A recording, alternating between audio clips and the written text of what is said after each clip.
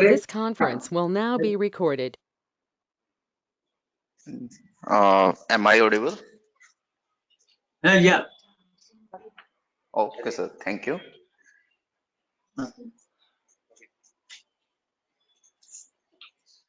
गुरु ब्रह्मा गुरु विष्णु गुरु देवो महेश्वर गुरु साक्षात परब्रह्म तस्मै श्री गुरुवे नमः। गुरु तेत ज्ञानम गुरुवर्य भृतृ रतन वैद्यराज दातार शास्त्री तथा अपानाम आदरांजलि तव समरन संतत सफूरन आमहो घड़। नमस्कार, मैं वैद्य रजत गोयल आप सभी का आज के सत्र में स्वागत करता हूं। मैं आज के वक्ता से आप सभी का परिचय कराना चाहूंगा। हमारे आज के वक्ता वैद्य विवेक सुधाकर हाल्दवनीकर सर जी हैं। सर ने बीएमएस और पीएचडी शिवाजी यूनिवर्सिटी कोल्हापुर से की है। सर ने नाड़ी विज्ञान का ज्ञान स्वर्गीय वैद्य अशोक भट्ट सर पुणे से लिया। सर ने पंचभौतिक चिकित्सा का ज्ञान स्वर्गीय भृतृ रतन वैद्यराज आत्माराम वामन दातर शास्त्री सर सांगली से लिया।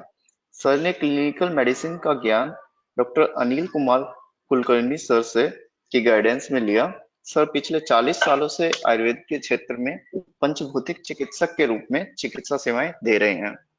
सर को 2003 में धन्वंतरि पुरस्कार, फर्स्ट लेडी श्रीमती लक्ष्मीबाई अगासे पुरस्कार, आयुर्वेदा ग्रंथा पुरस्कार और द बुक आयुर्वेदा है तो पर्ची तीचे बोलने आदि पुरस्कार प्राप्त हैं। सर विभिन्न पुस्तक जैसे कि आयुर्वेद सुरुतिका, चालूस पत्रे, आचार्य हुई तेवाच, आयुर्वेद है तो पर्ची तीचे बोलने पार्ट 1, 2, 3, 4 आदि पुस्तकों के लेखक हैं। जल्दी ही आयुर्वेदा है तो पर्ची तीचे बोलने का 5th पार्ट भी आने वाला है। सर ने राष्ट्रीय ही नहीं अंतर्राष्ट्रीय स्तर पर भी पेपर प्रेजेंट किए हैं, जैसे कि insulinotropic and beta cell protective action of cuminaldehyde cuminol and inhibitor isolated from Cuminum, cyminum streptozotocin induced diabetic rats, inhibition of aldose reductase and induced diabetic inhibition of aldose reductase and anti-cataract action of trans-anthenolol isolated from Foeniculum vulgare mill fruits. Aglamarmalose chorea leaf extract prevents secondary complication in streptozotocin induced diabetes rats and demonstration of limonene as a patent anti-glycemic agent. Effective control of postprandial glucose level through inhibition of intestinal alpha glucosidase by Simivogon martini इत्यादि। Sir अभी तक 100 से भी ज्यादा विद्यार्थियों को पंचभौतिक चिकित्सा और आयुर्वेदिक औषधि बनाना सिखा चुके हैं। सर 6 साल से भी ज्यादा समय तक गोमंतक आयुर्वेदिक कॉलेज सिरोदा गोवा में आयुर्वेदिक चिकित्सक के रूप में सेवाएं दे चुके हैं। सर वैद्यराज आत्माराम वामन दातर पंचभौतिक चिकित्सा केंद्र और रिसर्च सेंटर सांगली के फाउंडर मेंबर हैं। सर ने अब तक 100 से भी ज्यादा लेक्चर्स, कैंप और वर्कशॉप विद्यार्थियों, अध्यापकों और सामान्य जनों के लिए आयुर्वेद को बढ़ावा देने के लिए अरेंज कर चुके हैं। आशा करता हूं कि आप सभी सर की हर बात को ध्यान से सुनेंगे। सर अब आप शुरू कर सकते हैं। Thank you. धन्यवाद। ब्रह्मानंदं परमसुखदं केवलं ज्ञानमूर्तिं द्वन्द्वातीतं गगनसदृशं तत्त्वमस्यादिलक्ष्यम् एकं नित्यं विमलमचलं सर्वदी साक्षिभूतं भावातीतं त्रिगुणरहितं सद्गुरुं तमामि। आज तक पूरे महीना भर में आपने बहुत से विद्वजनों के साथ वार्तालाप किया है। उन्होंने आपको पंचभौतिक चिकित्सा के बहुत से अंश बताए हैं। आज हम देखेंगे कि परम पूज्य दातार शास्त्री जी की यादें और उनसे हमें छात्र होने के नाते क्या बोध मिल सकता है। सबसे पहले मैं डॉक्टर गोयल का आभार मानना चाहता हूं, क्योंकि ऐसा नया ज्ञान यज्ञ चालू करने के लिए उसका अभिनंदन भी करता हूं। जब ज्ञान के सभी मार्ग बंद हो गए तब यह शुरू करना एक साहस था और उन्होंने यह अच्छी तरह से निभाया है, इसीलिए वे धन्यवाद के काबिल है। मेरे व्यस्त दैनिक जीवन पद्धति में मैं सब लेक्चर सुन नहीं पाया, फिर भी जितना सुना उसने तो मैं उससे मुझे समझ में आ गया कि जिन्होंने इसमें सहभाग लिया वे सभी अभिनंदन के पात्र है। खुद बड़ा होना यह कोई बड़ी बात नहीं है, लेकिन जो ज्ञान मुझे मिला है वो ज्ञान दूसरों को बांटना यह एक बहुत ही बड़ी बात है। यह एक पुण्य कर्म है और वह पुण्य मैं समझता हूं कि आप सब ने पाया है। आज हम अपने बड़े सबसे महान गुरु वैद्यराज आत्माराम वामन दातार शास्त्री जी की पुण्यतिथि है वो मनाते हैं, जिन्होंने आयुर्वेद क्षेत्र में बड़ा योगदान दिया है। एक दवा क्या इधर उधर निकल तैयार कर दी कि लोग पंख लगा के उड़ते फिरते हैं। यहाँ तो दातार शास्त्री जी ने एक पूरी स्वतंत्र शाखा ही खोल दी। चरक, सुश्रुत, वाग्भट और उसके बाद नागार्जुन के बाद ऐसी एक पूरी शाखा मुझे जब तक मेरे सवाल है ज्ञान का तब किसी ने खोली नहीं है, जो कि काम दातार शास्त्री जी ने बहुत ही खूबी से निभाया है। उन्होंने कभी अपना डंका नहीं पीटा, वो साइलेंटली काम करते रहे। सांगली जैसे एक छोटे से शहर में वो अपना काम निभाते रहे। आज उनका पुण्य स्मरण करते करते एक एक गुण उनका आत्मसात करने की कोशिश हमें करनी चाहिए। यही इनको असली श्रद्धांजलि होगी। नहीं तो जैसे समर्थ रामदास स्वामी जी ने कहा है कि समर्था से पुत्र मूर्ख जगी। यदि हम नहीं बढ़ गए आगे तो कुछ फायदा नहीं। हमें भी वो आत्मसात पांचवी चिकित्सा आत्मसात करके उसके बाद ये करना चाहिए कि वो जो उनके जो गुण है वो हमें आत्मसात करके वो पांचवी चिकित्सा आगे लेके जानी है। नहीं तो सांगे वडिलांची कीर्ती तो एक मूर्ख, जो सिर्फ हमारे पूर्वज कितने अच्छे थे, कितने बड़े थे, ये जो कहता है उनकी गणना रामदास स्वामी जी ने मूर्खों में की है, वो हमें नहीं होना है। शास्त्री जी एक आधुनिक ऋषिमुनि थे, जिन्होंने उनको खुद देखा है। उन सब की यही भावना होती थी। वे बोलते बहुत कम थे, सदा चिंतन में व्यस्त रहते थे।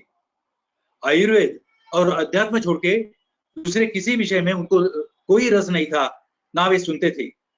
He was totally focused। और हमें भी यह गुण आत्मसात करना है और वो करना चाहिए कि हम अपनी जो ऊर्जा है वो अनप्रोडक्टिव बातों में व्यर्थ हो देते हैं।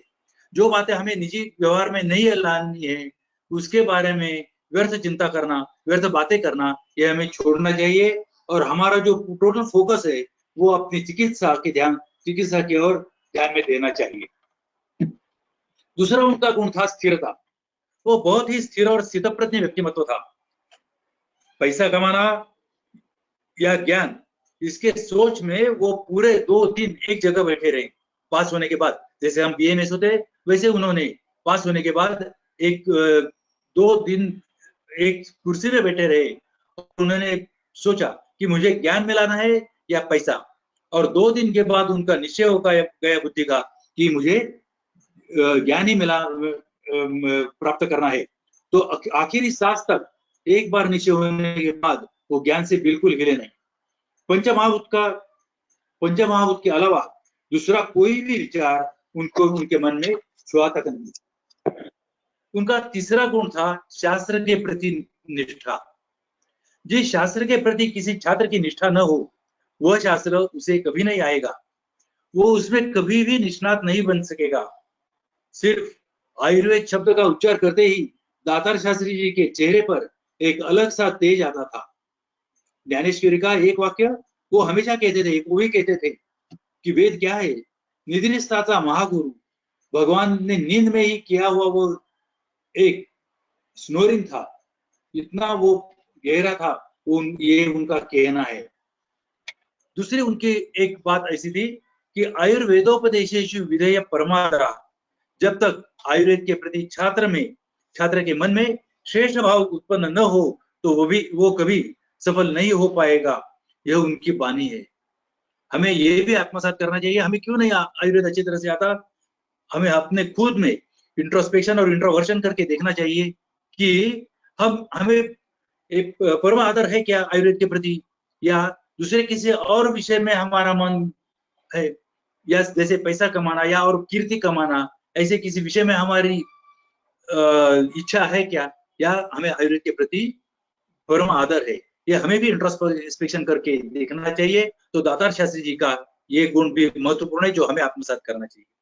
तीसरा उनका गुण था अमानित्व। इतना सब करने के बावजूद भी, एक पूरी शाखा खोजने के बावजूद भी उनको अहम का स्पर्श भी नहीं हुआ। कभी उनके कहने में मैं, मेरा, ये कभी नहीं आया। वो कहते थे, एक ज्ञानेश्वरी की ही एक वर्ष है कि मदची स्तव झाले परी ज्ञान ही केले। भगवान ने यह पांचभौतिक चिकित्सा, पांचभौतिक का जो खेल है वो मेरे लिए ही रचा है, लेकिन मैंने कुछ नहीं किया। ये सब जो हो रहा है वो मेरे लिए हो रहा है, लेकिन मैं नहीं कर रहा हूं। ये उनकी प्रामाणिक भावना थी। ये सब भगवान की करनी है। उसका ज्ञान गुरुदेव रानड़े जी के शब्दों में इमीडिएट एंड फर्स्ट हैंड था। वो ज्ञान पाने के लिए, ज्ञान पाने के लिए उन्होंने तपस्या की थी। आनंदी में जाके रोज ज्ञानेश्वरी पढ़ते थे।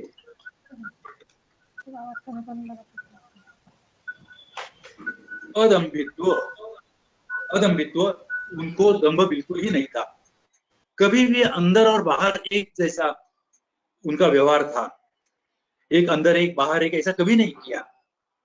जिन बातों के प्रति उनको नापसंदी थी वह बिल्कुल उसी वक्त बता देते थे कि ये मुझे पसंद नहीं। वे वेणुमाधव शास्त्री से बात कर रहे थे एक बार, वो उनके गुरु थे। उनकी एक बात बताना चाहता हूँ, कितने स्पष्ट थे। उन्होंने जब किताब ली पांचभौतिक चिकित्सा भाग 1, तो उन्होंने वेणुमाधव शास्त्री जी को प्रेजेंट की, क्योंकि वो गुरु थे उनके। उन्होंने शास्त्री जी को, दातार शास्त्री जी को सातार से जब नगर के वेणुमाधव शास्त्री जी, तो उनके साथ 5 स्टूडेंट्स उनके साथ नगर के, उनमें दातार शास्त्री जी थे, दातार शास्त्री भी उनके वो बहुत प्यारे शिष्य थे। तो वो गए और उनको वो पुस्तक उन्होंने भेंट दिया। वो भेंट देने के बाद वेणुमाधव शास्त्री जी बोले, दातारा बहुत अच्छा लिखा है आपने। शास्त्री जी उसी क्षण में बोले, लेकिन वो आपने दिया नहीं है गुरु जी, वो मुझे दिया है, भगवान ने दिया है। इतने स्पष्ट थे। हमारे गुरु के प्रति भी वो स्पष्ट बोलने में हिचकिचाए नहीं। इसके बावजूद भी ये बोले बिल्कुल नहीं थे। कौन आदमी किस काम के लिए आया है वो तुरंत ही नापते थे और उसके साथ वैसा ही बर्ताव करते थे। मुझे और एक याद है कि एक शास्त्री जी उनके सामने बैठे थे, दिन भर बैठे थे, और वो उनसे कुछ प्रश्न कर रहे थे पांचभौतिक के बारे में। गुरुजी ने दिन भर में उनको एक भी सवाल नहीं दिया, क्योंकि उन्होंने बाद में मुझे कहा कि वो मुझे नापने आया था, उनको पांचभौतिक चिकित्सा में ये कुछ नहीं था, दिलचस्पी नहीं थी। वो मुझे सिर्फ अपना ये दिखाने के लिए और पांचभौतिक चिकित्सा कैसी कम है ये दिखाने के लिए मेरे सामने बैठे थे, इसीलिए मैंने उनको कुछ भी नहीं बताया। इतना उनको व्यक्तिमत्व का, किसी भी व्यक्तिमत्व को बराबर मालूम होता था। शुचिता, जितना हो सके उतना वो दूसरे के हाथ का नहीं खाना खाते थे। बरसों से सुबह का नाश्ता खुद करते थे। जब वो बंबई में थे उन्होंने मुझे बताया कि रोज का रोज वो शिरा करते थे रवे का, ये जो गेहूं का ये रहता है ना, वो उसका। और वो बाहर खाने की तो बात ही छोड़ो, लेकिन अपना नाश्ता भी खुद करते थे। वो कहते थे कि उससे हमारी मन की और शरीर की शुचिता रहती है। जो दिखाई दे उसके, इस होटल में गए तो जो खाना बनाने वाला है उसके मन की जो ये वेव्स रहती है उसका असर हम पे होता है, और इसलिए हमारा मन स्थिर नहीं होता, बाहर जाता है। ये आहार का जो भगवत गीता में कहा है, क्योंकि भगवत गीता तो उनको बाहर थी। रोज 800 श्लोक पढ़े बिना वो कुछ भी पानी भी नहीं पिया करते थे। इतना उनको भगवत गीता के साथ बहुत प्यार था। जब बृहत्तरी रत्न अवार्ड उनको मिला तो हम सब केरल गए थे। 3 दिन का वो प्रवास था, 3 दिन रहना था वहां। एक दिन जाने के लिए, एक दिन उनका अवार्ड, और तीसरे दिन फिर आने का। 3 दिन तक गुड़ की रोटी उन्होंने अपने साथ बांध के ली थी। सुबह, दोपहर और शाम एक एक खाते थे, और पानी भी अपने साथ लेके गए थे। सिर्फ बाहर की उन्होंने कॉफी ली। इतनी शुचिता वो अपने आचरण में रखते थे। स्टील के बर्तन का उपयोग उनको बिल्कुल पसंद नहीं था।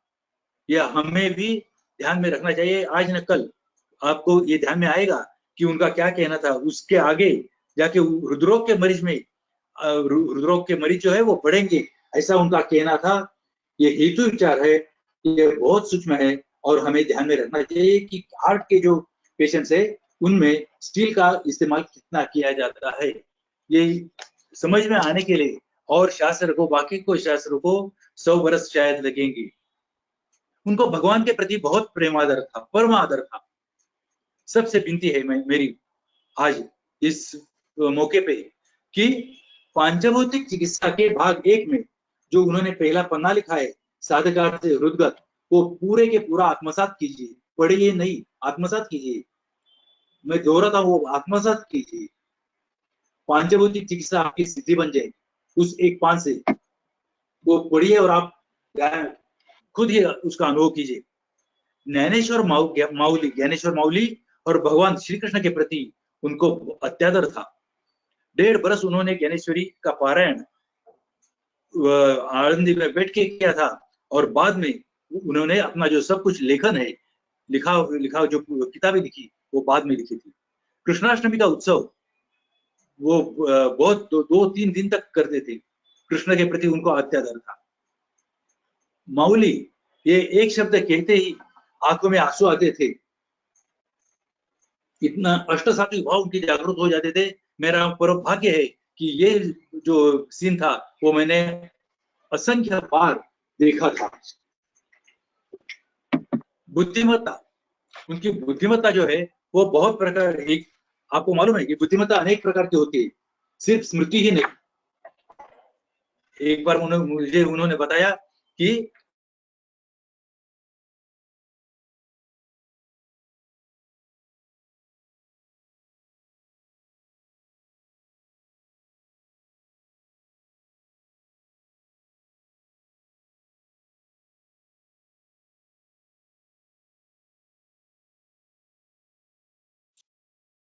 No voice sir.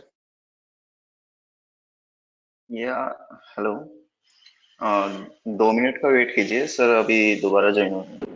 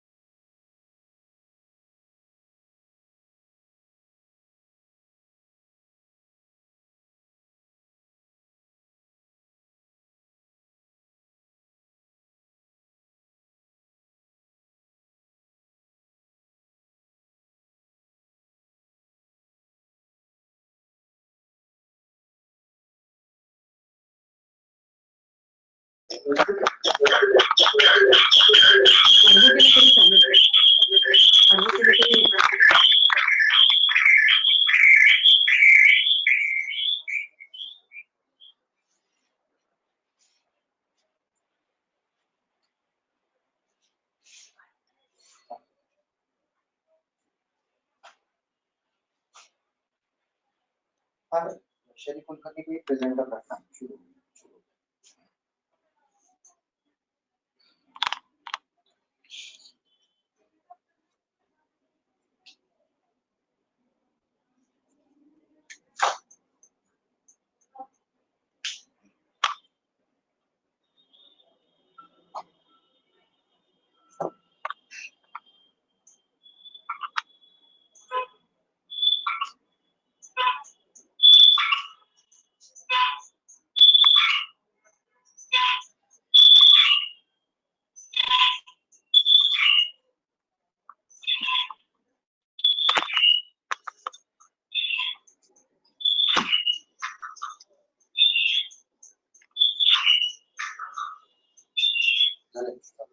बुद्धिमत्ता अनेक प्रकार की होती है, सिर्फ स्मृति ही नहीं।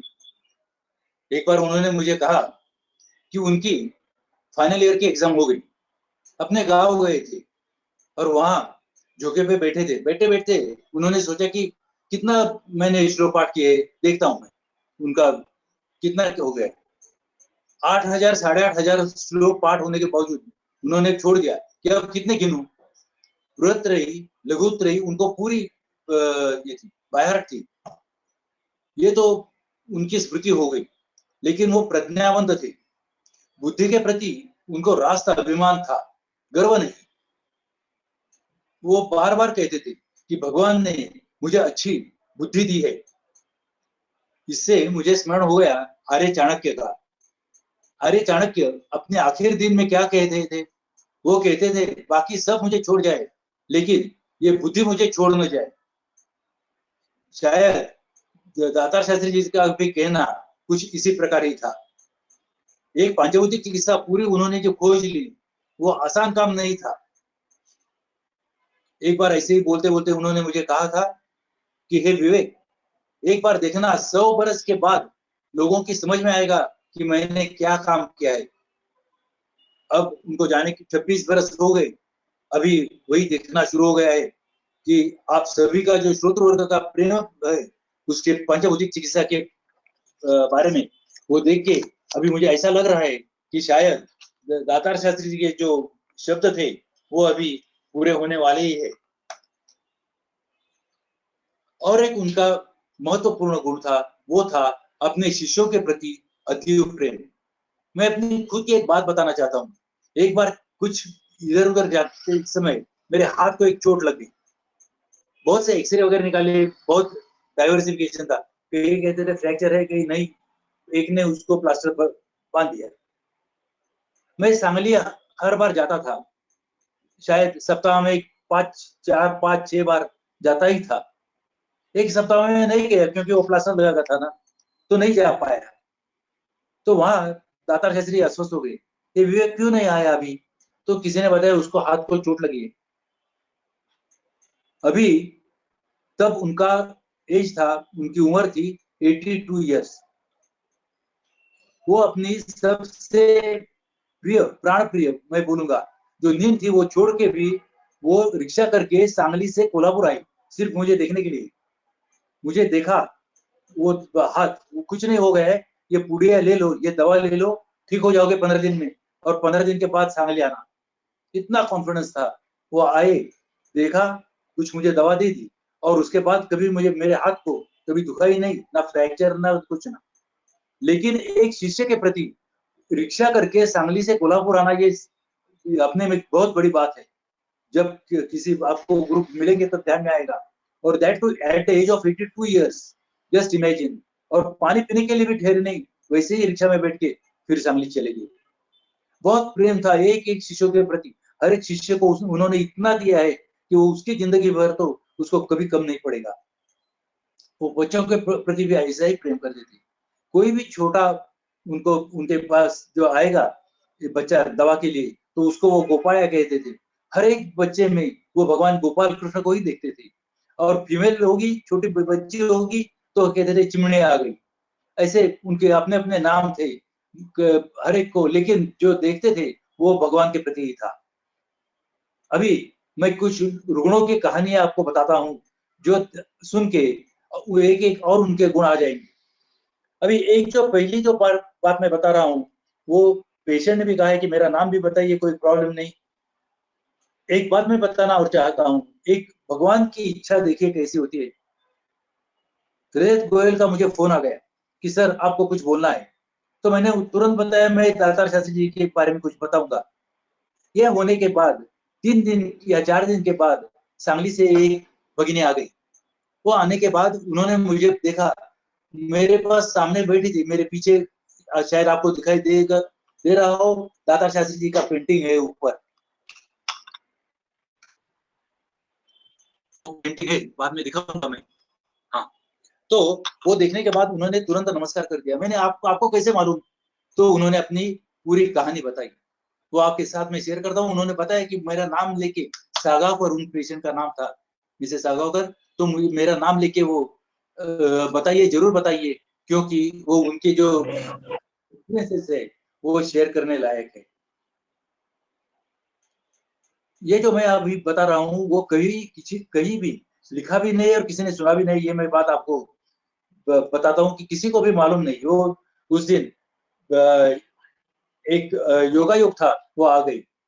वो एक बैंक कर्मचारी थी, दातार शास्त्री जहाँ सांगली में रहते थे, वो एक बैंक था, वहां वहां वो कर्मचारी थी। वो आती थी दूर से। होता क्या था, वो बैंक थी सुबह और शाम, और बीच में दोपहर को उनको छुट्टी रहती थी। अब दोपहर के टाइम करना क्या, तो दातार शास्त्री जी की जो डॉक्टर इन लॉ थी, वो उनकी बहुत सी क्लोज फ्रेंड थी, वो उनके पास जाके बैठती थी। 1-2 घंटे के बाद फिर बैंक जाना। ऐसे करते करते उनकी और दादा शास्त्री जी की पहचान हो गई। वो उनको उत्सुकता थी क्या करते हैं वो, तो वो पुड़िया बांधते थे दोपहर के टाइम में। वो बोली मैं भी बांधू क्या, तो जरूर बांधिए। तो वो उनको धीरे धीरे वो उन्होंने सीखा और पुड़िया बांधना चालू किया। वो बताते थे अपनी 100 पुड़िया होने के बाद बाजू रखना। उसके मालूम नहीं आया बहन के कि क्यों ऐसे हो गया। तो 100 पूरी होने के बाद वो उसको 2 रुपए देते थे। वो बोले 2 रुपए, हाँ, मैं किसी के कष्ट मुफ्त नहीं लेता। देखिए कितना, किसी ने बताया था मैं आपको दवा देता हूँ, दवा के पैसे नहीं लेते थे, लेकिन किसी के भी कष्ट, इस दुनिया में किसी के भी आप कष्ट ले रहे होंगे तो वो मुफ्त में मत लीजिए। ये सीख हमें दातार शास्त्री ने दी है।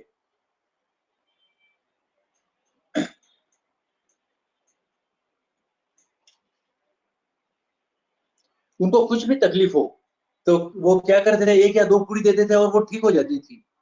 बाद में उनको पता चला कि उन्होंने उनकी थोड़ी सी पूछताछ की, तो उनको उनके ध्यान में आया कि उस बहन को 3 भाई थे और ये अकेली थी। दातार शास्त्री ने इमीडिएटली उनका नामकरण मुक्ताई किया, क्योंकि ज्ञानेश्वर 3 भाई थे और एक ही मुक्ताई थी। तो उनके 24 घंटा उनके दिमाग में सिर्फ भगवान और भगवान ही थे। या तो ज्ञानेश्वर माउली, नहीं तो भगवान श्री कृष्ण, या किसी भी देवता का नाम वो उस व्यक्ति को देते थे। और देखिए किसी भी आदमी के साथ वो पवित्रता के साथ देखते थे। यह भी हमें ये करना चाहिए कि क्या क्या हमें वो आत्मसात करने गुण उनके, उनको भगवान का ही दर्शन होता था।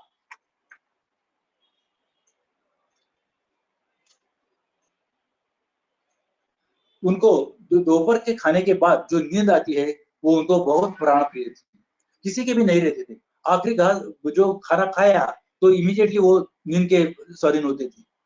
1 घंटा भर सोते थे और बाद में वो पहले ज्ञानेश्वरी का पठन करते थे। बाद में उनको ऐसा दृष्टांत हो गया कि अभी भागवत पढ़िए, तो वो भागवत का पढ़ना उन्होंने चालू किया था।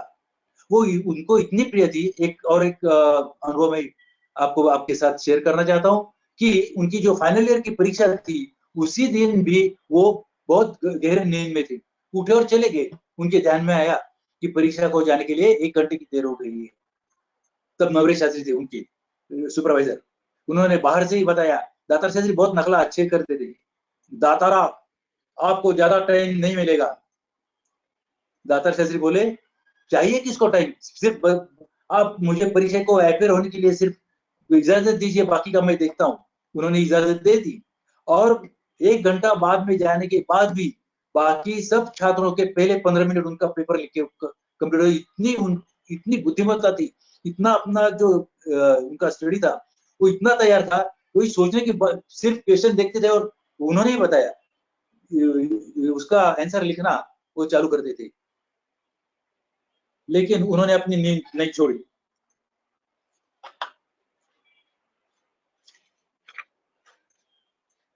ये जो मैंने बहन का अभी जिक्र किया, वो एक बैंक कर्मचारी थी। जहाँ अप्पा रहते थे उनके साथ बाजू में वो रहती थी। उनको एक ट्रेनिंग के लिए नागपुर भेजा गया। 4 महीने का ट्रेनिंग था। 4 महीने के ट्रेनिंग में वहाँ खाना तो तीखा था और धूप भी ज्यादा थी। उसका जो असर होना था वो हो गया। उनका मुंह में छाले पड़ गए, उनको यूरिन जलन, पेशाब में जलन हो गई, पेट साफ होने में भी जलन हो गई, गुददाह हो गया। वो वहां से आ गई। उसके बाद उसके नाभि से कुछ स्राव आ गया।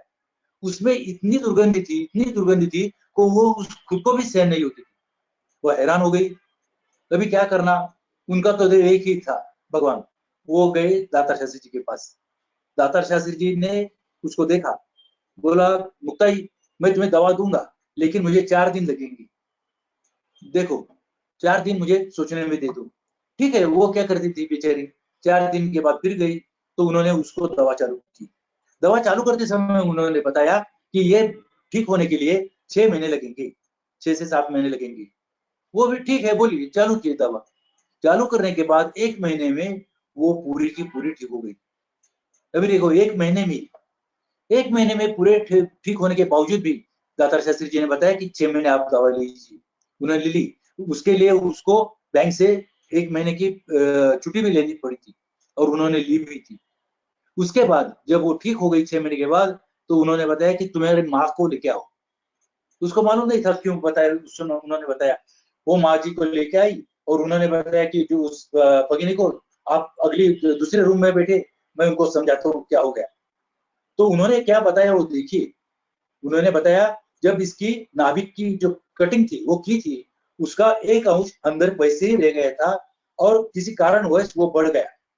वो बढ़ जाने के बाद उसमें टिप हो गई, उसमें पस हो गया और उसका कारण ये पूरा जो अभी जो आपने देखा, जो नाभि के बाहर से जो उसको जो पस आता था, वो उसी का कारण था।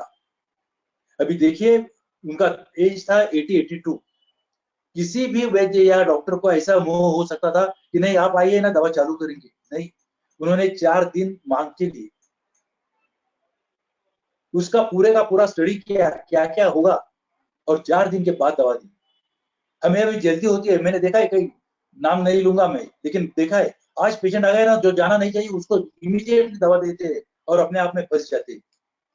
हमें दातार शास्त्री जी से ये गुण आत्मसात करना चाहिए। नहीं आ रहा है तो अपना प्रामाणिक चाहिए। हम नहीं आ रहा है, 4 दिन मुझे स्टडी के लिए दे दो, बाद में मैं थोड़ा सा अभ्यास करूंगा और बाद में आपको दवा दूंगा। ऐसा क्यों नहीं होता है?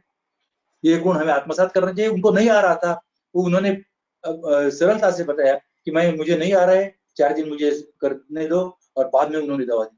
ये वेरी एकदम महत्वपूर्ण गुण है। ये भी हमें आत्मसात करना है। ये आधुनिक ऋषि थे।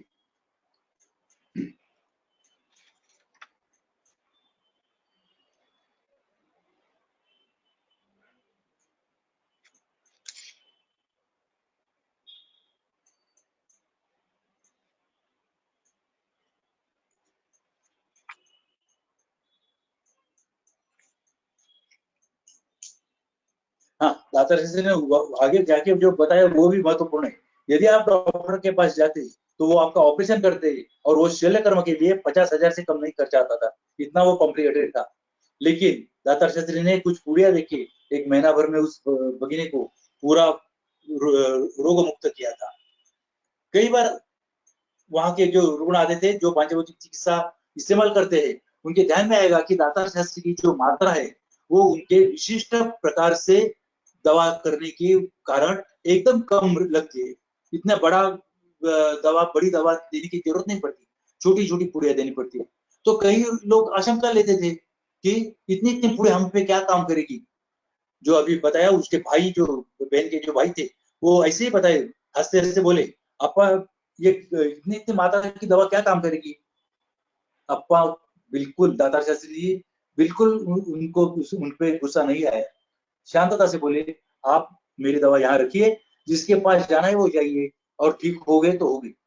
एक बार मेरी दवा को आपने नाम रखा, कुछ अलग सी बातें की, मैं दवा नहीं दूंगा, स्पष्ट थे। मैं आज से आपको दवा नहीं दूंगा, आप यहाँ से चले जाइए। जो हमारे दवा के प्रति, हमारे गुरु के प्रति, हमारे शास्त्र के प्रति जो कुछ अलग सी बातें कह रहा हो, या जिससे हमें थोड़ा सा क्या बोलते हैं उसके क्रिटिक्स या उस पर टीका हो रही हो, तो वो नहीं सहते थे। देखिए ये गुण जो है उनके, जो ये हमें आत्मसात ही करनी चाहिए। एक बार अब ये भी महत्वपूर्ण बात है, यह आपको अपने प्रैक्टिस में जरूर इस्तेमाल कर सकेंगे, इसीलिए मैं बता रहा हूँ। एक उनकी दूर की रिश्तेदार आई, उनके पास रहने के लिए आई थी, और उनको उन्होंने बोला, दातार शास्त्री की अप्पा बोलते थे उनको, मुझे सुबह मुझे तपास कीजिए और बताइए क्या होता है। तो दातार शास्त्री ने उनसे पूछा, तुमको क्या हो रहा है? रुग्णा बोली, मुझे कुछ भी होता है, कुछ होता है, ये मुझे मैं बता नहीं सकता, मुझे समझ में ही नहीं आ रहा है मैं क्या बताऊं, लेकिन मुझे कुछ होता है, मुझे अच्छा नहीं लग रहा है। बहुत से रुग्ण जो है वो आपके पास आएंगे या ऐसा ही कहते हैं, मुझे कुछ तो होता है लेकिन मैं पूरी तरह से एक्सप्लेन नहीं कर रहा हूँ। दातार शास्त्री जी ने इसको बोला, ये जो बुद्धि का जो अपने आप में ये है ना, कंफर्मेशन नहीं है, ये बुद्धिंद्रिय की चिकित्सा करनी चाहिए। वो बुद्धि पे तनाव आ गया है। उन्होंने सिर्फ उसको जटामोसी का फांड दिया, और 3 या 4 दिन में वो पूरी ठीक हो गई। उसके ध्यान में आ गया कि मुझे क्या बताना है। ये ऐसे जो रुग्ण आते हैं, दातार शास्त्री जी के मूलभूत सिद्धांत पे इतनी श्रद्धा थी, ये बुद्धिंद्रिय की चिकित्सा करनी चाहिए, और उन्होंने बुद्धिंद्रिय की चिकित्सा करके उसको ये किया, या अच्छा किया।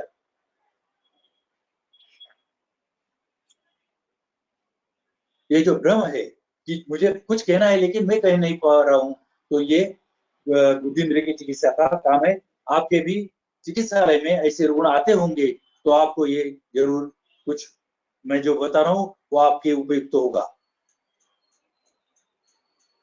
और एक रुग्णा थी, वो उस रुग्णा जो थी वो मेरे पास आती थी, उसको अमवात था, बहुत सी दवा दी, थोड़ा कम हो गया, लेकिन कुछ ना कुछ उसको पूरा ठीक नहीं हो रहा था। मेरे मन में आशंका आई, मैंने उस रुग्णा को बताया, चलो दातार शास्त्री जी को दिखाते। दातार शास्त्री जी के पास गए, उनको चिट्ठी लिख के दी थी मैं, वो उस टाइम मैं नहीं गया था, उनको चिट्ठी दी थी कि अप्पा मैंने ये दवा दी है, और लेकिन उस रुग्ण को जितना आराम होना चाहिए वो नहीं हो रहा है, तो आप कुछ कीजिए। अभी दातार शास्त्री जी तब अनिरुद्ध था, अनिरुद्ध कुलकर्णी वहां था, तो उन्होंने देखा कि ऐसे ऐसे दवा दी है, उन्होंने बताया जो दी है वो ठीक है, लेकिन कुछ रह गया है। तो उन्होंने उस रुग्णा को लेटा, वहां ही लेटा, और लेटाने के बाद वो उसको तपास दिया।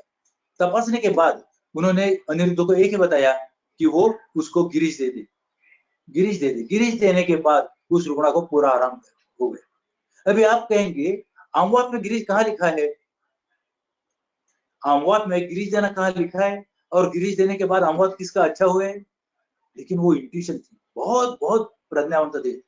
उन्होंने बाद में मुझे बताया कि उन्होंने क्यों दी, क्योंकि वो एक ऐसी अवस्था आई थी कि दवा देने के बाद उसको पित्त बढ़ गया था, और पित्त के वजह से वो पित्त प्रधान हो गया।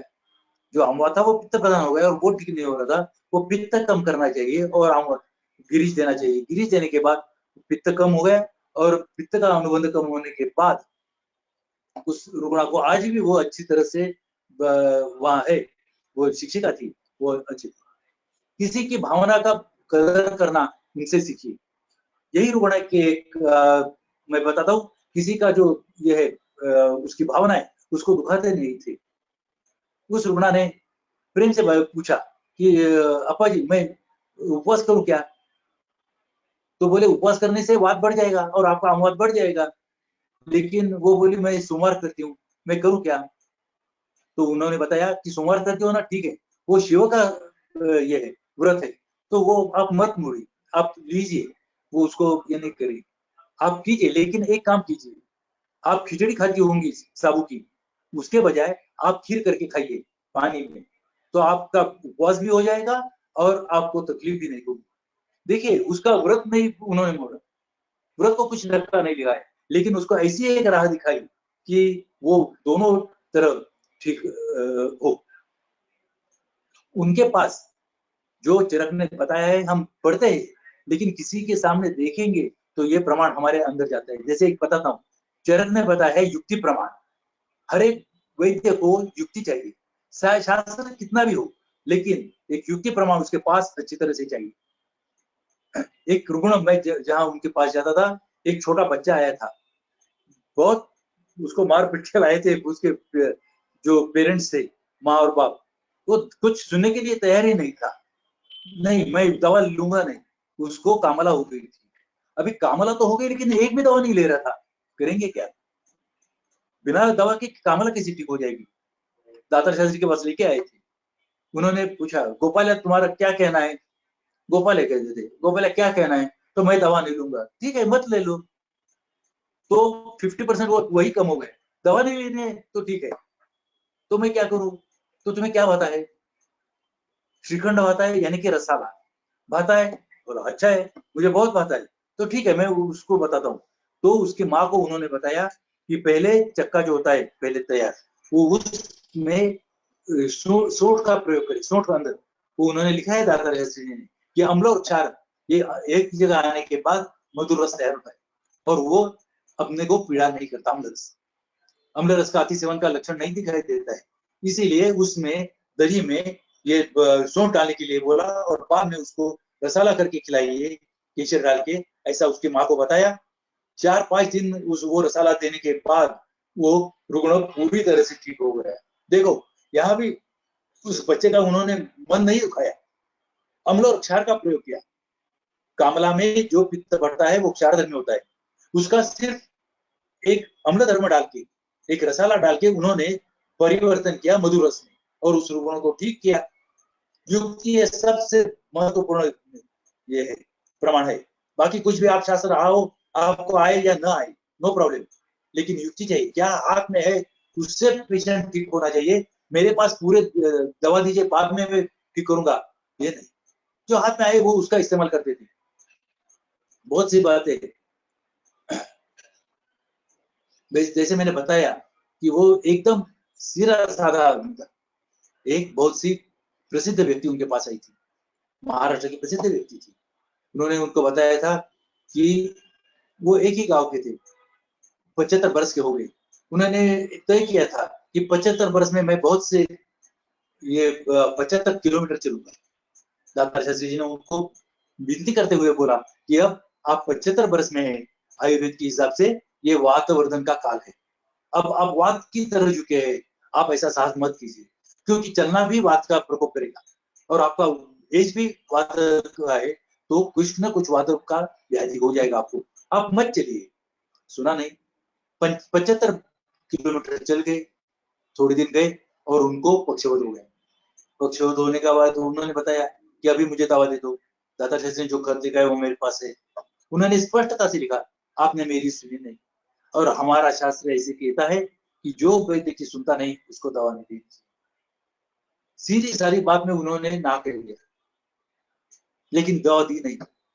एक ऐसे बहुत बड़े आसामी भी आई थी उनके पास, एक सरकारी अधिकारी था। देर से उनकी जो तपास करने की टाइमिंग थी वो 6 से 10 बजे तक थी। 10 बजे के बाद वो देर से आ गए, और मैं एक XYZ हूँ। हो गए तुम अपने, आपके शरीर में क्या 6वां महाभूत है? 5 महाभूत मतलब सिर्फ 5 महाभूत का आपका जो शरीर है वो पिंड 5 महाभूत का तो है। इतनी क्या बड़ी बात है? आज नहीं, आपको आना है तो कल दाता शास्त्री इस टाइम के बाद, इस समय के बाद तपासना नहीं है, आप कल आइए। वो उसको गर्व था, मैं सरकारी अधिकारी हूँ। दाता शास्त्री को कुछ भी नहीं था, सब उनके सामने एक जैसे थे। ये समता लाना, ये स्थित प्रज्ञ का लक्षण है। ये एक साक्षात्कारी पुरुष का लक्षण है।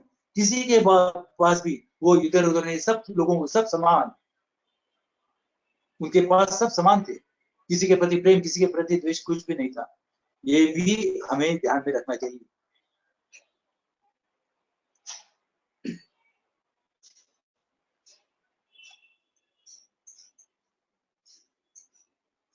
और एक आदमी आया था, उनकी बुद्धिमत्ता कितने बताऊं, जितना बताऊंगा वो दिन और रात कम हो जाएंगी। उनकी अभी मैंने बताया स्मृति तो थी, लेकिन प्रज्ञा क्या थी? एक आदमी आया था इस्लामपुर से, मैं था उसी दिन, तो उसको पूरा काख में हाथ डाल के घसीट के ले रहे थे, उसको पाँव उठा ही नहीं रहा, उसको इलेक्ट्रिक शॉक बताया बैठा था, वो एमएससी में था, तो कड़े पे चारों हाथ पाँव एकदम कार्यहीन हो गए। उसको लाए 4 आदमी पकड़ के, देखा दातार शास्त्री ने, ठीक है, उसके नाथ ले लिए, अपने विपिन पोरे सर जी से नाथ कल देखे होंगे, वैसे नाथ ले लिए और देखा कि उसके यहाँ पे आकाशीय नाथ थे। उन्होंने उसको रजनी की पूरी और बाकी की चिकित्सा की। उसके पहले, ये किसी को दुखाने के लिए नहीं बोल रहा हूँ, लेकिन बताता हूँ एक जीनियस क्या होता है। उसके पहले उस आदमी ने एलोपैथी भी ली थी, उसके बाद पंचकर्म भी किया था, ढेर सारे बस्ती किए थे पंचकर्म। उसको तेल तो डिब्बे में बड़ा डिब्बा लाके तेल लगाया था, कुछ भी फायदा नहीं होता। सिर्फ वात वात और वात का लोग सोचते थे। दातार शास्त्री जी के साथ तीसरे सप्ताह में वो अपने पाँव पे चलता। क्या सोचा था उन्होंने मुझे बताया, विवेक, ये उसको शौक लगा है, यानी कि तेज महाभूत जो है उसका ये तेज महाभूत अति हो गया है शरीर में। तेज महाभूत होने से पानी, जल महाभूत और पृथ्वी महाभूत शरीर में से कम हो गए, पानी उसका कम हो गया। उसका कारण ये हो, उसका ऐसा हो गया कि आकाश महाभूत बढ़ गया और उसमें वात भी बढ़ गया, आकाश और वायु बढ़ गए, पृथ्वी और जल महाभूत कम हो गए तेज महाभूत के कारण। तो हमें तेज महाभूत की चिकित्सा करनी चाहिए। जब तक ये तेज ठीक नहीं होता, पृथ्वी आप अपने जगह पर नहीं आएंगे। और उन्होंने रजनी योग देखे, जैसे हम मीजल्स और चिकन पॉक्स की चिकित्सा करते हैं, वैसे ही, क्योंकि क्षार धर्म बढ़ गया था, अम्ल धर्म लाना था, और उसकी चिकित्सा करके उन्होंने उसको ठीक कर दिया। देखो, ये एक जीनियस ठीक कर सकता है। नहीं तो वात विकार, कार्य हानि, वात विकार, तेज, ऐसे नहीं, ऐसे आयुर्वेद नहीं है। ये उनकी महत्वता थी और ये उनका असाधारण था, वो अलग थे वो। और ये चिकित्सा भी त्रिदोष के जो त्रिदोष पद्धति है उससे बहुत अलग है, इसकी सोच ही अलग है, और इतना एक्यूरेट जाते हैं कि आपको ज्यादा सोचने की जरूरत भी नहीं है। और एक केस बताता हूँ, हाँ, जो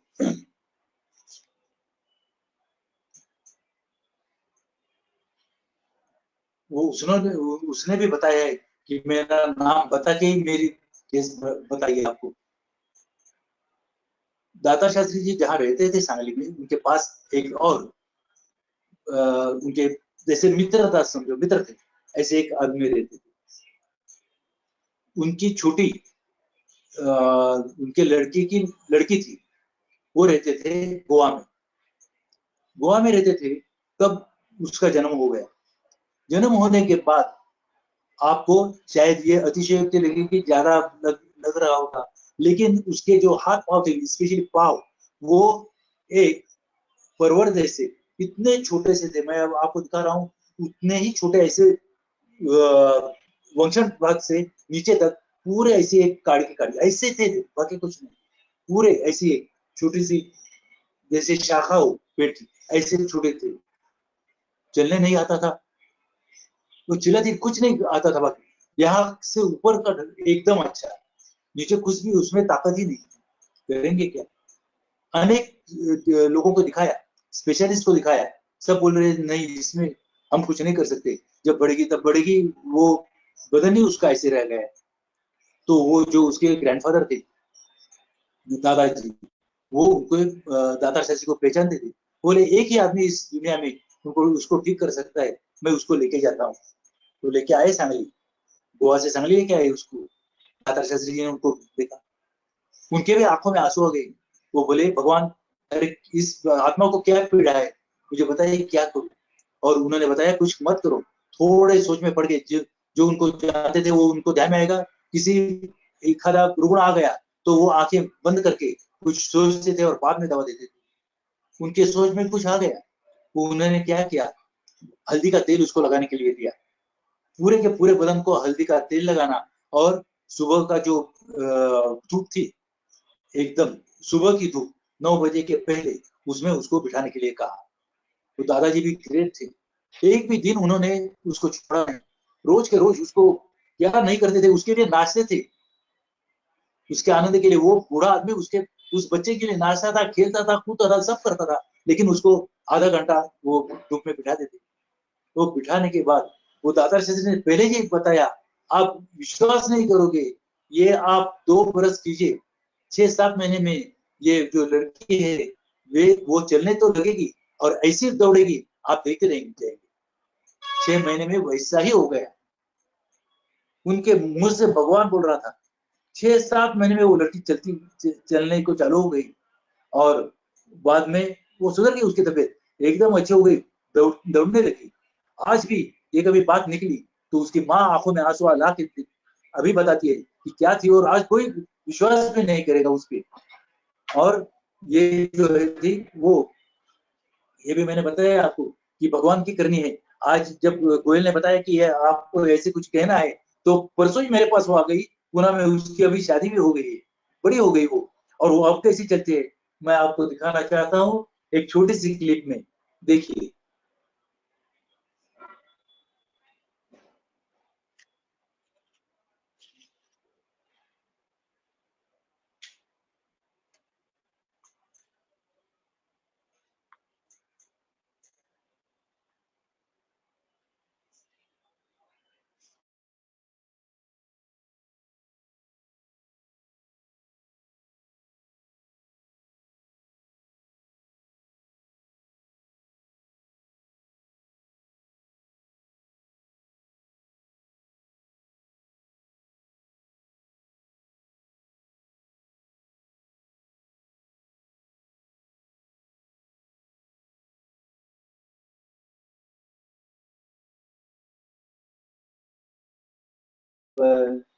ये ऐसे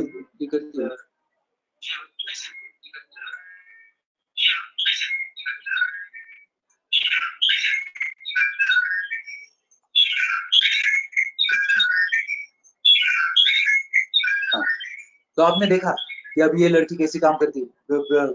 वो एक बड़ी कंपनी में एग्जीक्यूटिव है, अभी काम भी करती है। ये सब दातार शास्त्री कृपा है। वो भी लड़की, ये जब हमारे जो सेशंस है वो जब चालू होने थे, तब बराबर जैसे किसी ने बुलाया होगा उसको, मेरी तो ये है भावना कि दातार शास्त्री जी ने उसको यहाँ भेजा कि देखो दिखाओ क्या पांचवती चिकित्सा क्या कर सकती है। आज दातार शास्त्री हमारे बीच में नहीं है, लेकिन उन्होंने जो काम किया है, जो किताबें हमें पीछे रखी है, उसका आधार लेके हम भी आज उसी पद पे चल सकते हैं। मेरे एक दोस्त ने कहा था, एक बहुत बड़ी आसामी थी, कि जो ऐसा काम करते जाते हैं, जो ऋषि मुनि जैसे व्यवहार करते हैं, हम उनकी पुण्यतिथि मनाते हैं। वो पुण्यवान आदमी रहते हैं, उनकी पुण्यतिथि की जाती है। कुछ काम इस दुनिया में हम जन्म लिया है हमने, तो काम ऐसा करते जाएंगे कि हमारी भी पुण्यतिथि हो, नहीं तो बाकी लोगों का जो होता है उसको बोलते हैं श्राद्ध। धन्यवाद।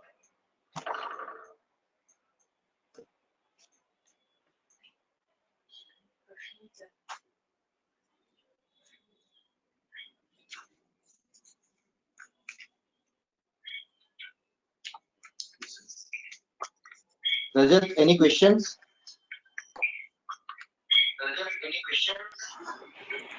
Thanks to you, sir, for this wonderful session. आप में से किसी का कोई भी प्रश्न है तो वो पूछ सकते हैं अपने आप को अनम्यूट करके। मला येत नाही ऐकायला, क्वेश्चन ऐकायला नाही आला।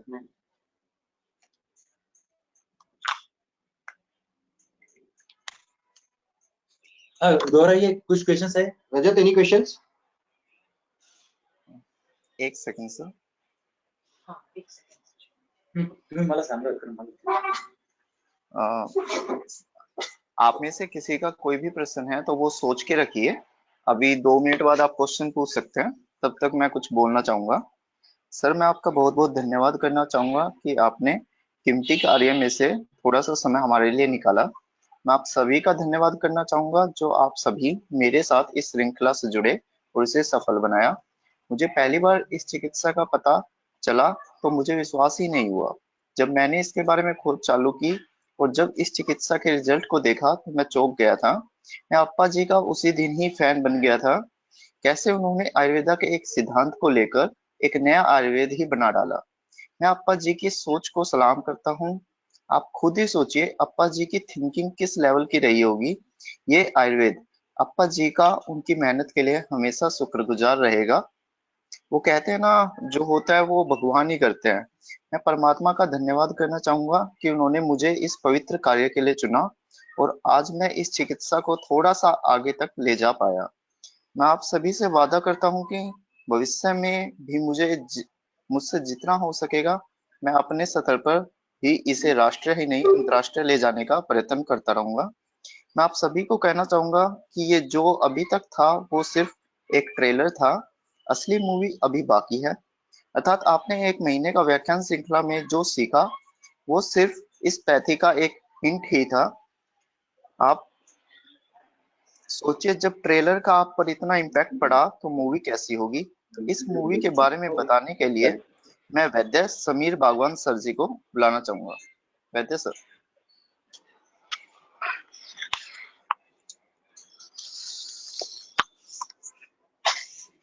Hello, everyone. Dear Rajat, thank you. It's okay. It's okay. Hope I am audible and you all can see me. Yes So sir, here, you are audible. so here you all have enjoyed this feast of Panchabautik lectures, and but let me tell you that this is not the last. Basically, the feast has begun now. I am here to give an announcement of one more such feast.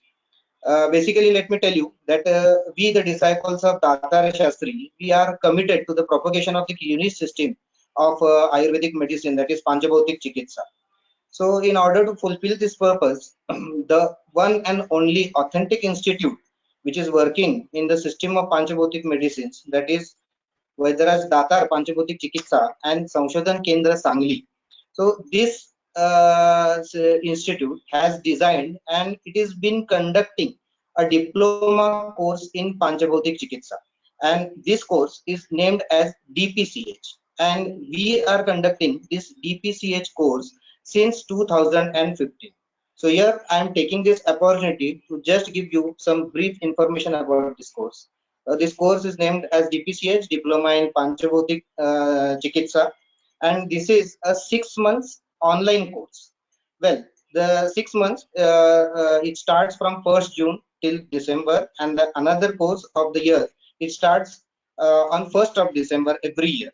And the enrollment for this course it starts 2 months prior to the commencement of the course. So you have to enroll for the course. For if you are going to enroll for June course of in the June course which starts in June, you will have to enroll yourself on the website on 1st of April.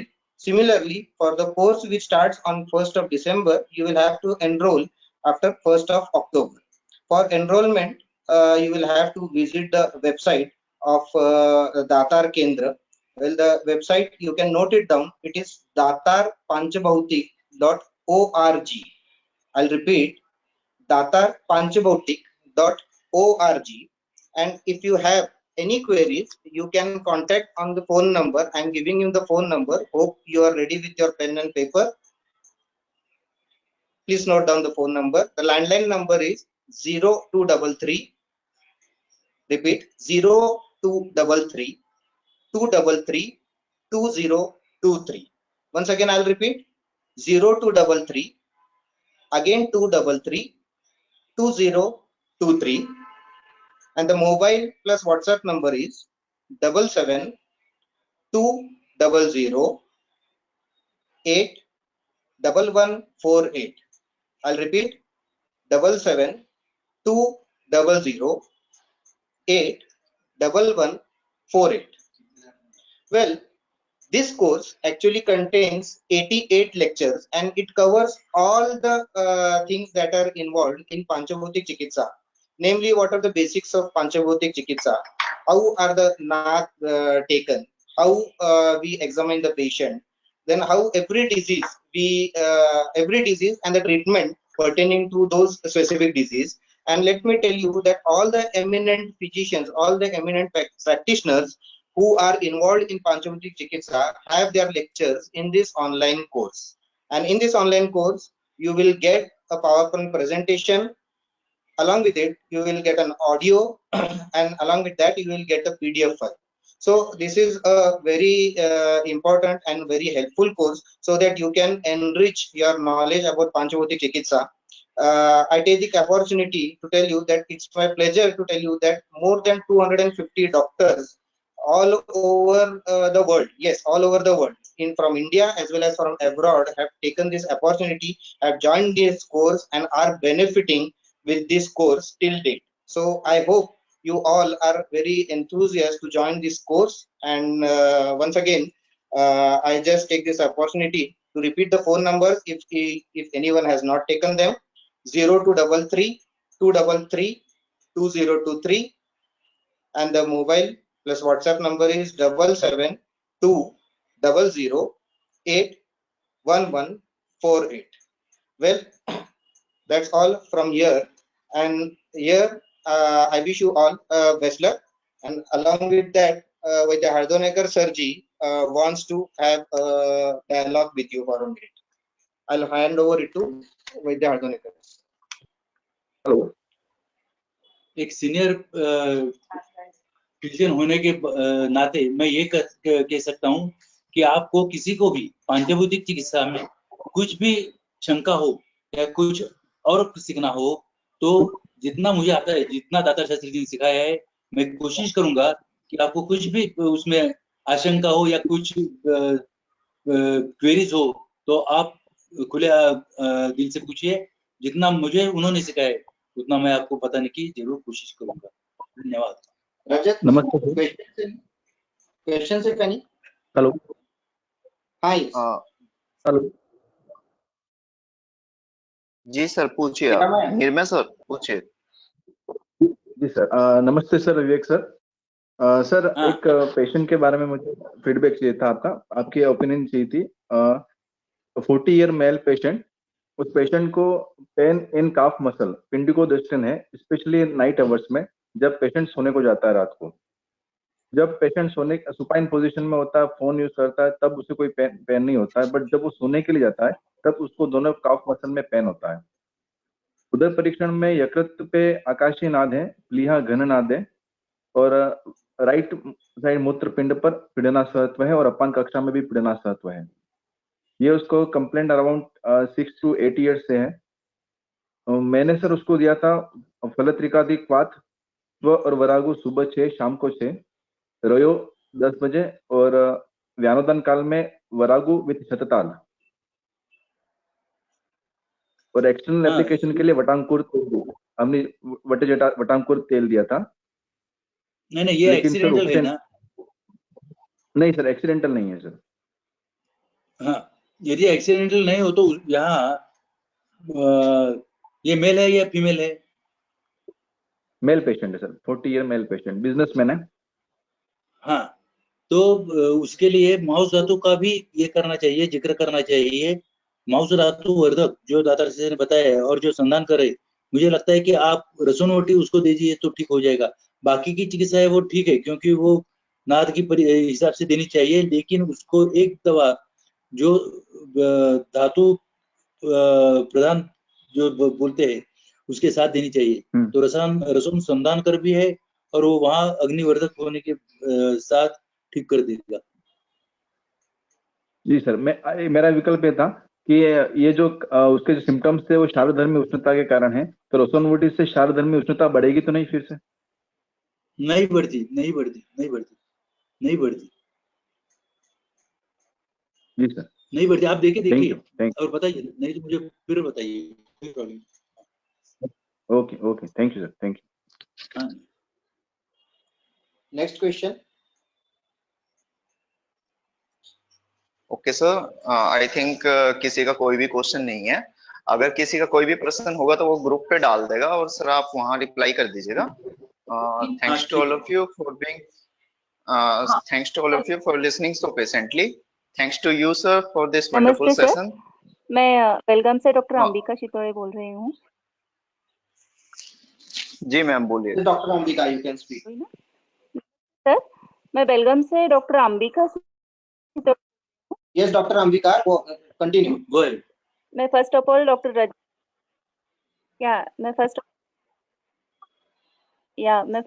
Doctor Rajat का धन्यवाद बोलना चाहूंगी। इन्होंने ये सत्र शुरू किया और उसके बाद मैं जैसे वैद्य हैदवनकर सर ने अपने गुरु के बारे में बोला, वैसे मैं ही बताना चाहूंगी कि मेरे गुरु तो वैद्य हैदवनकर सर जी है। और मैं मेरा एक केस बताना चाहूंगी। मेरी बेटी जो उसको चाइल्डहुड अस्थमा था, तो उसको सब शुरू था, जैसे कि ब्यूडामेट स्प्रे शुरू थे और हर महीने उसको वो बीमार होती थी, फीवर आता था, कफ होता था और फिर कंसेशन होके उसको मतलब ब्रेथलेसनेस होता था। तो मुझे ऐसे ही मेरी एक दोस्त ने बताया कि के पास जाइए, सर हैदवनकर सर के पास जाओ करके। तो मैं उनके पास गई और उन्होंने चेक किया और उसी दिन उसी वक्त बताया कि आप भूल जाओगे कि वो ऐसे बीमार थी करके। और मैंने भी मतलब मेरी बेटी ने भी 1 साल भर मतलब तीनों सीजन तक वो सर ने उसको मेडिसिन दिया और वो आज बिल्कुल ठीक है। और वो भी सर को नमस्ते बोलना चाहेगी। सर कृपा बोलते। थैंक यू नमस्ते सो सर। मच। हाँ नमस्ते नमस्ते, कैसी हो? मी बरी आहे, आप तुम्ही कसे आहात? एकदम मजेत। सर मैं आपको धन्यवाद बोलना चाहूंगी। सर मेरे लिए तो आप ही गुरु हो। Thank you so much. Thank you Ambika. Thank you. Hello hello hello मैं हाँ स्मितांजली। हा सर नमस्कार सर, बरेच दिवसांनी दर्शन झालं आपलं। बोला। मी पण माझा अनुभव सांगायचा हे करते की बोलू का सर मी? हाँ बोला। हाँ नमस्ते, मैं डॉक्टर स्मितांजलि भिसे फ्रॉम महाड़। मैं ये बताना चाहती हूँ कि मेरे खुद के बारे में, सर के ट्रीटमेंट के जो अनुभव है मेरा उसके बारे में। मेरा 2002 में एक्टोपिक बस्ट हुआ था। उसके बाद मुझे बहुत सारे एडेजन्स हुए थे पेट में। उसके लिए मैंने बस्ती चिकित्सा की, सब तरह की मेडिसिन भी ले ली, लेकिन मुझे फायदा नहीं हुआ था कुछ। इसके पांचभौतिक जो अपना केंद्र है उस वहां से मुझे एक लेटर आया था बुक के बारे में। तो उसके हिसाब से मैंने सर का पत्ता ले लिया और सर के पास गई। तो सर ने मुझे उसके लिए बहुत अच्छी ट्रीटमेंट दी कि जो मेरा पेन था, जो मैं 15-15 दिन पीरियड्स के बाद रोते रहती थी, गिड़गिड़ाते रहती थी, बेड में पूरा ऐसे मतलब गिड़गिड़ाती थी, वो मेरा सब सर ने 3 महीने के अंदर में पूरा कंप्लीटली क्योर कर दिया। और उसके बाद मुझे कभी भी ये पेन महसूस नहीं हुआ।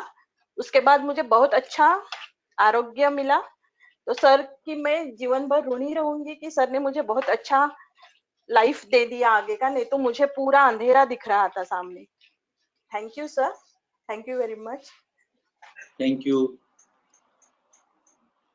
रजत मैं 1-2 मिनट बोलूं? जी सर एक सवाल बिल्कुल पूछना था सर। बोलिए। हाँ बोलिए, पहले आप पूछिए, मैं बाद में बताता हूँ। हाँ मैं वैद्य संहिता पूना से बात कर रही हूँ सर। मुझे अभी इन्हीं के इससे एक सवाल पूछना था कि काफी सारे अभी जो फीमेल्स है उनमें एंडोमेट्रियोसिस करके एक प्रॉब्लम होता है, जहां पर पेन इन एब्डोमेन सीवियर होता है बिफोर एंड आफ्टर मेंसेस। तो क्या हम उसमें किस तरीके से सोच सकते हैं, क्योंकि हर पेशेंट में अलग अलग नाद हमें दिखाई पड़ते हैं, मीन्स सुनाई देते हैं, और हर एक की हिस्ट्री अलग होती है, लेकिन पेन जो है symptom is same, severe pain in abdomen, almost 20 days they are suffering. So how to think over it? पहले मैं एक बात बताना चाहूंगा कि आपकी पार्टी साफ सुथरी हो, क्योंकि एलोपैथी का डायग्नोसिस और उसको आयुर्वेदिक ट्रीटमेंट, ये पहले बात भूल जाइए। हमें वात पित्त कभी भी छोड़िए, पांचभौतिक, वही मैं बताना चाहता था कि पांचभौतिक चिकित्सा का ये वैशिष्ट्यपूर्ण ये बात है कि समझो, एक मैं बात उदाहरण के तौर पर बताता हूँ। आपको कफ की चिकित्सा करनी है आप त्रिदोष में हम क्या करते हैं कि कफ की चिकित्सा, पांचभौतिक चिकित्सा से उसका फिर डिवीजन करते हैं, या कफ में भी पृथ्वी की चिकित्सा करनी है या आपके महाभूत की। बाद में वो पृथ्वी जो है उसके भी गुण देखने चाहिए, अब महाभूत का शीत गुण बढ़ गया है या द्रव गुण बढ़ गया है। पांचभौतिक चिकित्सा से हम ज्यादा से ज्यादा सूक्ष्मता से व्यवहार करते हैं, ज्यादा एक्यूरेट जाते हैं। अभी आपका जो केस है वो एंडोमेट्रियोसिस का कहना है, वो एंडोमेट्रियोसिस भूल जाइए। पेशेंट को क्या तकलीफ है, अपान कक्षा में पेन है, ठीक है, वात है, तो वात जो बढ़ जाता है वो दो प्रकार से बढ़ जाएगा, या तो एक अटक गया होगा या उसका वात बढ़ गया होगा। जिस तरह से हेतु का पहले ये कीजिए, जिक्र कीजिए, हेतु क्या हो गए, और जो दातार शास्त्री ने बताया है कि हेतु विपरीत चिकित्सा है वो सर्वश्रेष्ठ चिकित्सा है। एक सिम्टम होगा लेकिन उसके हेतु अलग अलग होंगे, तो हमें हेतु को प्राधान्य देके चिकित्सा करनी है। तो ये देखिए, एंडोमेट्रियोसिस चिकित्सा आयुर्वेद के हिसाब से मत कीजिए प्लीज, वो उससे कुछ नहीं फायदा हो। ये आपका करके देखिए ये कि क्या होता है, शूल की तीव्रता कितनी है, उसमें क्या और अनुबंध है क्या, ये सोच के आप ट्रीटमेंट दीजिए। मेरा खुद का, या आपने मेरी किताबें पढ़ी होगी तो ध्यान में आएगा, मेरा खुद का अनुभव यह है कि एंडोमेट्रियोसिस होने के बावजूद भी पेशेंट्स की डिलीवरी हो गई अच्छी तरह से, अच्छे अच्छे बच्चे पैदा हो गए, कोई प्रॉब्लम नहीं आता है। इसीलिए हमें अपना जो सिद्धांत है आयुर्वेद के, पांचभौतिक चिकित्सा के जो सिद्धांत है उनको ही डटे रहना चाहिए। जो मैंने दाता शास्त्री का गुण बताया वो डटे रहिए, हमारा सिद्धांत है तो हमारा सिद्धांत है, करके देखिए। और आपको फिर भी कुछ ये होगी, आशंका होगी, तो be free to ask. Thank you. Thank you sir. हाँ सर, हेलो सर, कई बच्चे हमारे पास आते हैं जो मेंटली रिटार्डेड है या जिनकी ग्रोथ कम हो गई है, मस्तिष्क से रिलेटेड सर, तो यू आर उनमें नॉट हम। Audible Sonal, Sonal hello, you are not audible. Hello sir, hello sir. हाँ ठीक तरह से सुनाई नहीं दे रहा है। हाँ, अब आवाज बोलो। आ रहा है सर? हाँ सर, जो छोटे बच्चे हमारे पास आते हैं सर, जो मस्तिष्क से रिलेटेड जो भी बीमारियां लेके आते हैं, जिनका ग्रोथ ठीक से नहीं हो पाता है, हम उनको बोलते हैं कि चिकित्सा देकर हम देखेंगे, तो इन बच्चों में सर हम ट्रीटमेंट देना चाहिए क्या, या हमने पंचभौतिक से कैसा विचार करना चाहिए सर इन बच्चों में? मस्तिष्क में बहुत ब्रॉड ये हो गया, किसी स्पेसिफिक जो ये होगा ना उसका तो इलाज कर सकते हैं। जैसे कि 6 बरस तक हमारे ब्रेन की डेवलपमेंट हो सकती है, ब्रेन का जो पार्ट जो डेवलप नहीं होती, समझो ऑटिज्म करना है ना, तो एक एक लेके ठीक करने की कोशिश करो। जैसे मेधावर्धक बताया है आयुर्वेद में, बुद्धिवर्धक बताया, ये जो जो गण बताए हैं उनका इस्तेमाल करके देखो। पूरे तरह से ठीक नहीं होंगे लेकिन पहले से उनमें बेहतर बहुत प्रगति होती है, करके देखो। लेकिन 6 वर्ष के बाद कुछ फायदा नहीं होता है, ये अनुभव है सिर्फ। और सर इसमें रजनी तेल का किस तरीके से उपयोग ले सकते हैं सर? यदि मैंने अभी पहले थोड़ी देर के पहले बताया कि हेतु विपरीत चिकित्सा करनी चाहिए। जब उसको ज्यादा बुखार आ गया होगा, उसको गोवर मसूरी का वगैरह हो गई होगी, तो ये निशा तेल का इस्तेमाल आप कर सकते हैं, लेकिन वो हेतु नहीं होगा तो कुछ फायदा नहीं होगा। और सर माता को अगर प्रेगनेंसी में ये सब विकार होके गए हैं तो उसका भी इम्पैक्ट बच्चे के ऊपर इस तरीके से आ सकता है सर? हाँ, पूरा कर सकते हैं, लेकिन हेतु पहले देखिए, हेतु क्या हो गया। विकार का नाम मत देखिए, जो चरक ने बताया वो 100% सच है कि विकार का नाम कोई मायना नहीं रखता, इसमें रखता है हेतु। हेतु क्या हो गया, एक ही लक्षण बहुत से हेतु के साथ होते, तो अलग अलग हेतु की चिकित्सा अलग अलग होगी, क्योंकि हेतु के हिसाब से संप्राप्ति भी अलग अलग होती है। ठीक है, धन्यवाद। हेलो विवेक सर, मैं राजस्थान से बात कर रहा था। जी सर, मेरा रिक्वेस्ट आपसे था कि मुझे आपके बुक्स पढ़ने की काफी इच्छा होती है, लेकिन लैंग्वेज प्रॉब्लम के कारण नहीं पढ़ पाते हैं। तो सर अगर इसका हिंदी वर्जन आपकी बुक्स का मिल जाए तो हमारे लिए बहुत बड़ी कृपा होगी सर। हिंदी वर्जन हाँ, करेंगे, जरूर करेंगे। मेरे साथ हिंदी के मास्टर बैठे समीर भगवान सर, वो करेंगे। करता हूँ, जरूर करूंगा। उनको अभी मैंने ऑफर दी है कि वो करेंगे पूरे। नमस्कार, इंग्लिश में करता हूँ। नमस्कार सर। नमस्कार सर, मैं रजत जी का बहुत धन्यवाद करती हूँ उन्होंने हमें आपको सुनने का मौका दिया और पंचभौतिक चिकित्सा के बारे में जानने का मौका दिया। और अभी जैसे आपने बताया कि हिंदी और इंग्लिश में बुक्स आएंगी तो वो हम लोगों के लिए बहुत यूजफुल रहेंगी। और आज सर जो जरूर। आपने अप्पा जी के बारे में बताया उसको सुन के तो ऐसा लग रहा है कि वो एक आयुर्वेद के संत थे और उनसे हमें हमारा परिचय आपने करवाया। बहुत दिल से खुशी हो रही है कि ऐसा लग रहा है जैसे एक मॉडर्न एरा के एक आयुर्वेदिक संत जो थे। बहुत ही अच्छा लग रहा है सुन के जैसा आपने उनका वर्णन किया और ज्यादा पंचभौतिक चिकित्सा। आप सबको मेरा न्योता है, आप कभी कोल्हापुर आइए, देखिए कैसे तपास किए जाते हैं पंचभौतिक चिकित्सा के हिसाब से पेशेंट्स और वो कैसे ठीक हो जाते हैं। आपको मैं न्योता देता हूँ, मुझे सिर्फ पहले बताइए, आने के पहले अरेंजमेंट करेंगे वैसे। जी थैंक यू सर, धन्यवाद सर, धन्यवाद सर। रजत कंक्लूड करेंगे? जी सर। रजत, हाँ कंक्लूड जी सर, जी। Yes, we conclude. Okay sir, thanks a lot sir.